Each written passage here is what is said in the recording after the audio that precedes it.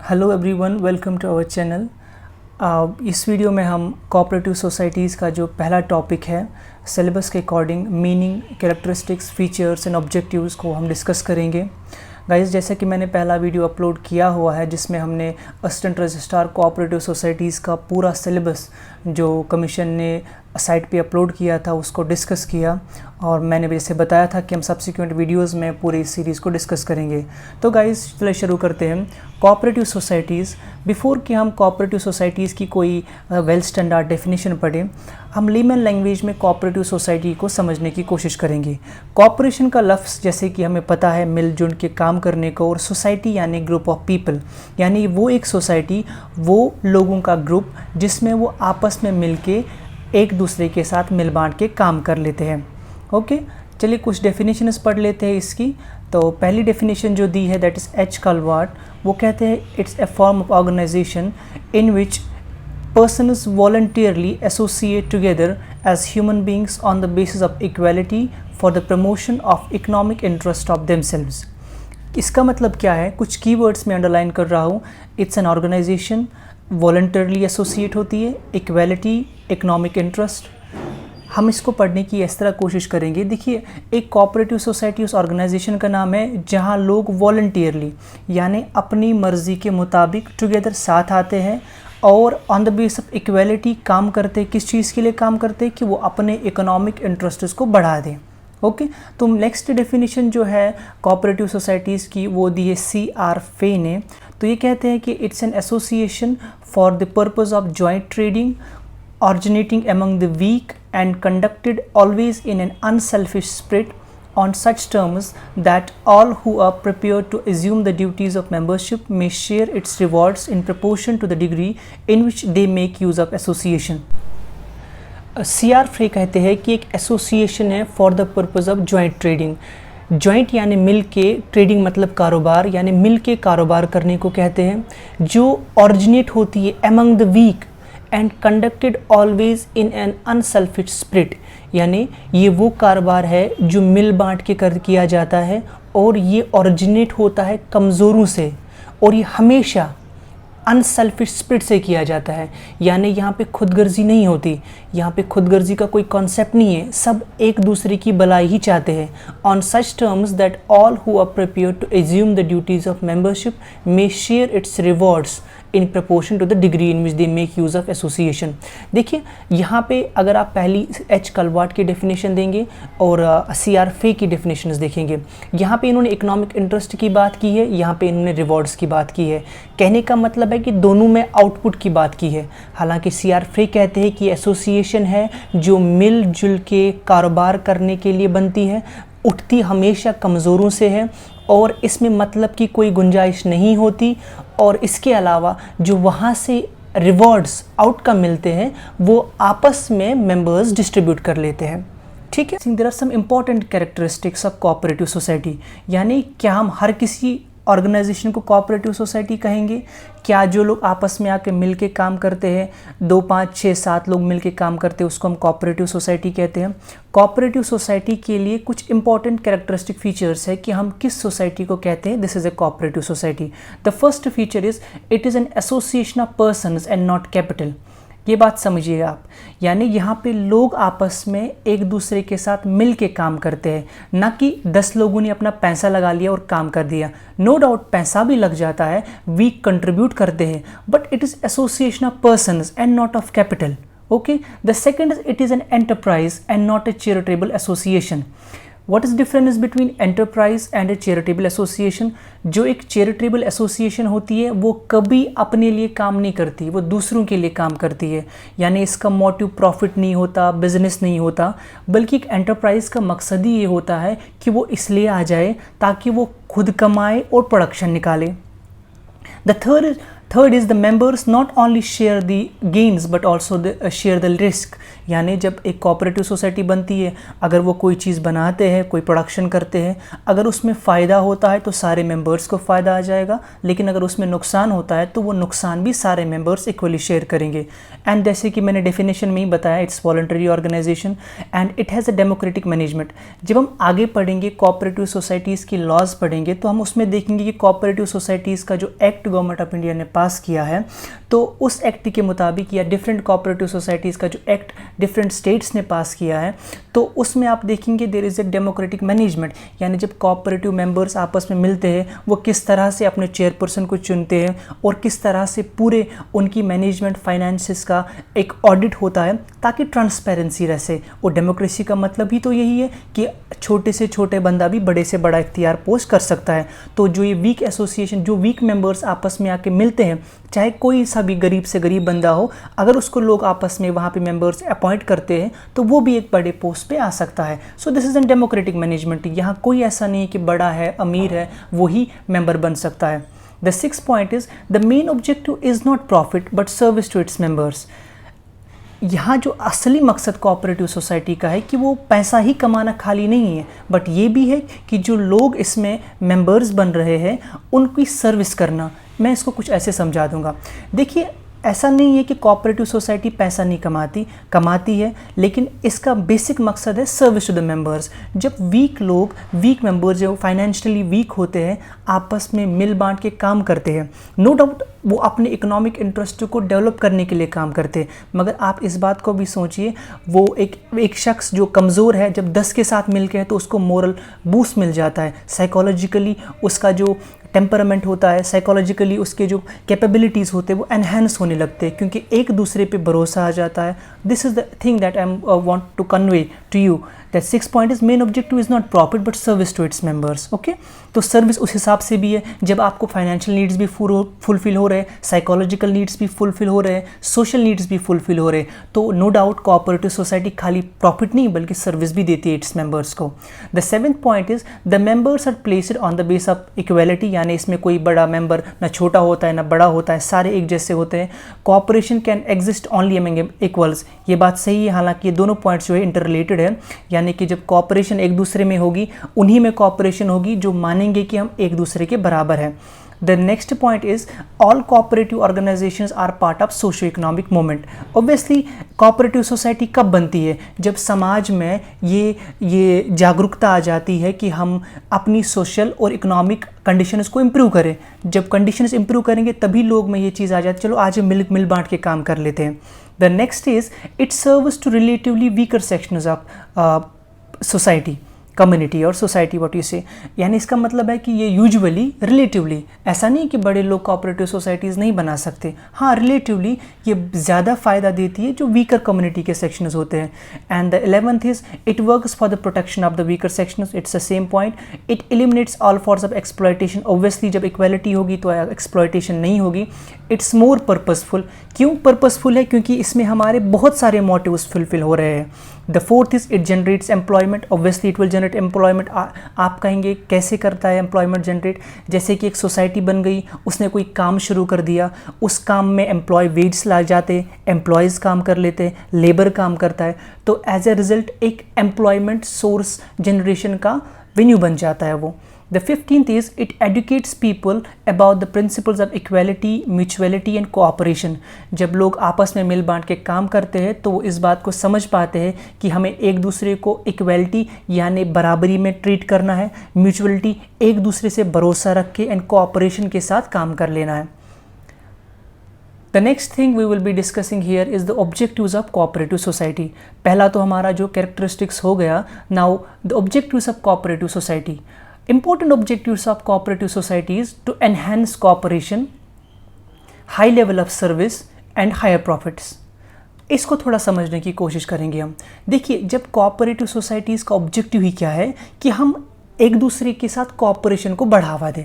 High enhancing cooperation, ऐसा तो नहीं है कि सोसाइटी में कोऑपरेशन नहीं है, अलबत्ता जब कोऑपरेटिव सोसाइटी बनती है, ये जो कॉपरेशन होती है आपस में मेंबर्स, ये वो और ज़्यादा बढ़ जाती है। क्यों? क्योंकि अब इसमें सब मेंबर्स का इंटरेस्ट लगा हुआ है, उनके गेन्स लगे हुए हैं, उनको पता है कि वहाँ नुकसान होगा, सबका नुकसान होगा, तो कॉपरेशन में बढ़ावा आ जाता है।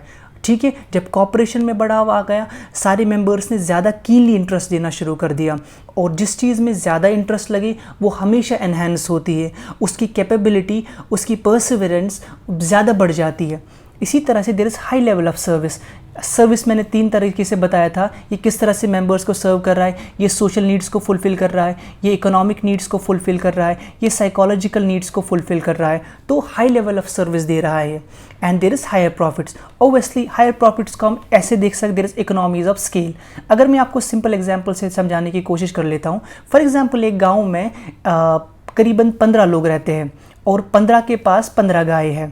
जब 15 के पास 15 गाय है, वो इंडिविजुअली इसको एक बड़ी फिल्म जो है, एक फर्म है या एक फर्म की एक वैन आ जाती है, उस वैन को ये जो है इसका दूध बेच देते हैं। जब दूध बेचते हैं तो एक पर्टिकुलर रेट इनको देता है, लेकिन क्या होता है जब इंडिविजुअली एक पर्सन नेगोशिएट करता है एक फ़र्म के साथ, उसमें उतनी कैपेबिलिटी नहीं होती है कि वो फर्म के साथ जब बात करेगा तो उसकी सुनी जाएगी। हो सकता है सुनी भी जाए, नहीं भी हो सकता है, क्योंकि वो 2 लीटर 3 लीटर 5 लीटर दूध देता है। लेकिन जब ये 15 लोगों की एक कॉपरेशन बन गई कि देखो भाई, हम 15 के 15 जो है एक दूध एक जमा करेंगे, उसके बाद इस फर्म वाले को कहेंगे देखो भाई, या तो 2 रुपये बढ़ा दो या तुम्हारे बदले दूसरे वैन वाले को देंगे। ऑब्वियसली जब ये बात समझेगा जो फर्म होगी आगे से, उसको भी पता है कि अब बल्क में दूध आ रहा है। यहाँ अगर 5-5 लीटर आ रहे थे, यहाँ से एक साथ जो है 200 लीटर आ रहा है, तो यहाँ पे जो इंटरेस्ट है, प्रॉफिट ज़्यादा आने लगेगा। हालांकि ये एक वेग एग्जांपल मैंने दे के आपको समझाने की कोशिश की।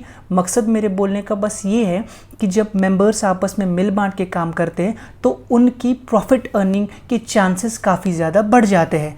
मान लीजिए कि कल को एक मेंबर की गाय बीमार पड़ गई, तो वो दूध ज़्यादा नहीं दे पाएगा। इसका मतलब ये नहीं है कि उसको फर्म एक्सप्लॉइट कर सकती है, उसको वैन वाला एक्सप्लॉइट कर सकता है। क्यों नहीं कर सकता? क्योंकि वो एक बड़े से झुंड का, बड़े से ऑर्गेनाइजेशन का एक मेंबर है, जहां बाकी मेंबर्स उसको सपोर्ट करने के लिए रेडी है। The next is role of cooperative societies. क्या रोल कोऑपरेटिव सोसाइटी अदा कर लेती है? देखिए, कोऑपरेटिव सोसाइटी का जो रोल है, it creates, there is creation of unity. अगर आप देखेंगे कैरेक्टरिस्टिक्स, ऑब्जेक्टिव्स एंड रोल, ये थोड़े इंटर रिलेटेड है। हालांकि मैं इनको डिफरेंट हेडिंग्स में पढ़ा रहा हूँ ताकि हम इस टॉपिक को ब्रॉड अंडरस्टैंड कर पाए। आगे वाला जो हम लेक्चर सीरीज़ कर रहे हैं, हम पहले कोऑपरेटिव सोसाइटीज़ के हर पर्सपेक्टिव को जानने की कोशिश करेंगे। क्यों गवर्नमेंट इस बात पे ज़्यादा स्ट्रेस कर रही है कि कोऑपरेटिव सोसाइटीज़ को एनहेंस करो, ताकि आप देख सकते हैं हर पर्सपेक्टिव में आप देखोगे कि वीकर सेक्शन इसको काफ़ी ज़्यादा बढ़ावा मिल रहा है। ओके, तो there is role of cooperative societies, it helps in the creation of unity. जैसे मैंने बताया, अवेकिंग वर्किंग ज़ील, मैंने पहले ही बताया वर्किंग ज़ील कैसे आ जाता है, क्योंकि मेंबर्स को पता है अगर नुकसान होगा तो हमारा ही होगा, फ़ायदा होगा तो हमारा ही फ़ायदा होगा। तो ह्यूमन इंटरेस्ट है, वो चाहेंगे कि उनका फ़ायदा हो, उनमें वर्क की कैपेबिलिटीज़ बढ़ जाती है, लेजीनेस कम हो जाती है। Also it bringing welfare for the members. जब इकोनॉमिक आउटपुट बढ़ जाता है तो पैसा लोगों के पास आ जाता है। जब पैसा लोगों के पास आ जाता है, वो अपनी ज़रूरतों को पूरा कर पाते हैं और उनकी जो नीड्स होती है वो फुलफिल होती है।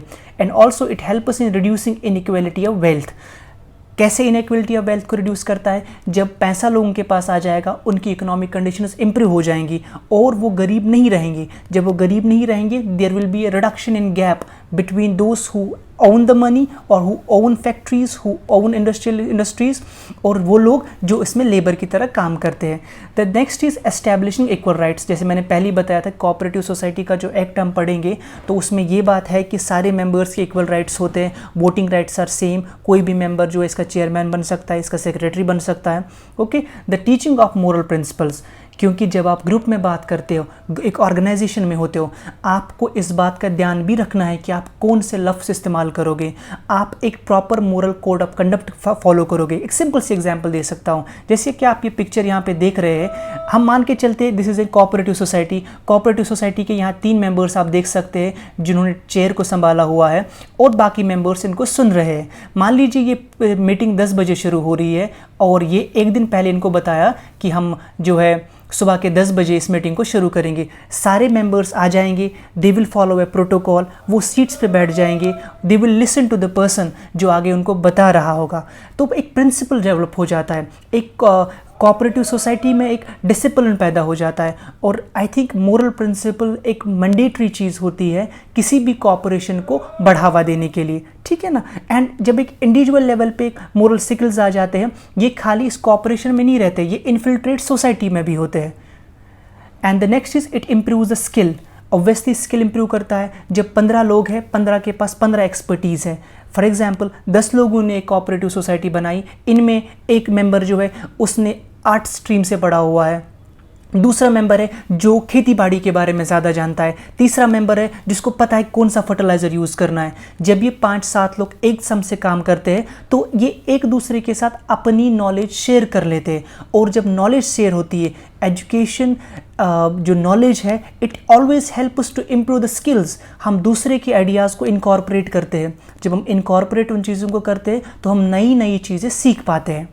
Now the third is it help in the removal of middle man. तो एग्जाम्पल आप मेरी वैन वाली ले सकते हो। वैन में एक बंदा था जो नेगोशिएट करता था इनके साथ, वो चाहे आगे कितना भी फर्म से पैसा ले रहा हो, लेकिन एक स्मॉल जो एक फार्मर था जिसके पास गाय थी, उसके पास उतना पावर नहीं था कि वो उनके साथ डिस्कस कर सके, उनके साथ जो है उसको पास बार्गेनिंग पावर नहीं था। जब मिडल मैन हट गया तो ओब्वियसली हमेशा मिडल मैन जब आ जाता है तो ज़्यादा सप्रेशन हो जाता है। Okay, there is loan facilities. Loan, सरकार लोन दे देती है इनको, क्योंकि सरकार को पता है कि अगर एक बंदे को लोन दे रहे हैं, क्या पता ये रिटर्न करे या ना करे। बैंक में ये अप्रीहेंशन होता है कि कहीं डेप्ट ना चला जाए, ठीक है ना, कहीं हमारे एसेट्स हम लॉस ना करें। लेकिन जब उसको पता है कि 10 से 15 लोग हैं, एक साल में इस एसोसिएशन ने इतने का प्रॉफिट कमाया, उसको पता है कि फाइनेंशियल पेपर स्ट्रॉन्ग है, अच्छे से काम कर रही है, तो ये इसको और लोन दे के वो और एनहेंस हो सकती है।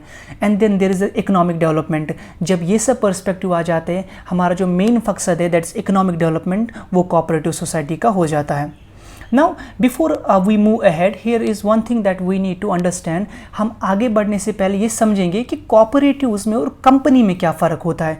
हम बार बार प्रॉफिट की बात कर रहे हैं, हम बार बार जो है इकोनॉमिक इंटरेस्ट की बात कर रहे हैं, तो हम देखेंगे कि मोटा मोटा क्या डिफरेंस है एक कोऑपरेटिव और एक कंपनी में। देखिए, अगर हम फॉर्मेशन की बात करेंगे किस तरह से बनती है, जो कंपनी का प्रोसेस होता है it's more formal and complex. जब एक कंपनी बनती है, पहले आपको कंपनी बनाने के लिए जो पेपर्स लाने होते हैं, जहाँ ज़मीन है उसकी क्लियरेंस लानी होती है, जो आप फैक्ट्री एस्टैब्लिश कर रहे हो, देन एनवायरमेंटल रूल्स आपको फॉलो करने होते हैं। उसके बाद एक काफ़ी ज़्यादा प्रोसेस होता है जब तब जाके कंपनी वजूद में आ जाती है।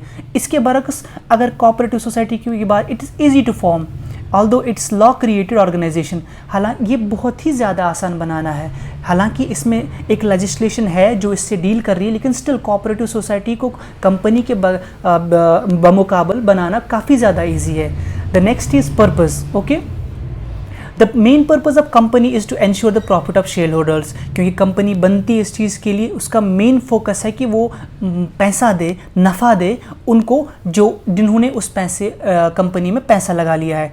हालांकि main purpose is improving the financial condition of members, not to earn a profit. The third difference between company and cooperative society is on the base of number of members.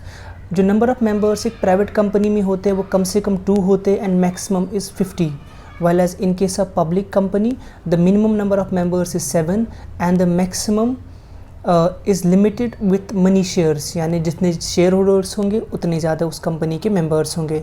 लेकिन इसके खिलाफ बरखिलाफ़ अगर देखेंगे हम कोऑपरेटिव सोसाइटी में, तो minimum is 20 and the maximum is unlimited. Okay, now moving to the next thing is the principles of cooperative society. अगर हम प्रिंसिपल्स की बात करेंगे तो पहला प्रिंसिपल जो है that is it's a voluntarily association. जैसे मैंने पहले ही बताया कि यहाँ पे मेंबर्स की अपनी चाहत होती है कि वो आए, आपस में एक साथ मिल के काम करे, एक एसोसिएशन बनाए। तो दिस इज़ वॉलंटरली, इसका जो प्रिंसिपल है it's voluntarily, there is no compulsion. Government की तरफ से कोई कंपल्शन से नहीं होती है कि आप आ जाओ, आपको एक एसोसिएशन बनानी है। So this is an voluntarily association. The second is there is autonomy. Autonomy का मतलब क्या होता है, there is a self governing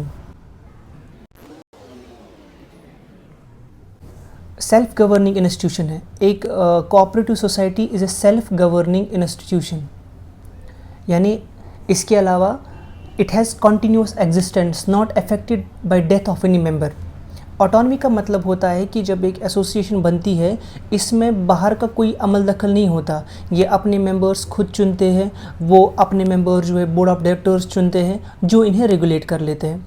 और इसके अलावा जब कोई मेंबर मरता है या एक मेंबर मरा या 2 मेंबर बने तो इससे सोसाइटी पे कोई असर नहीं पड़ता।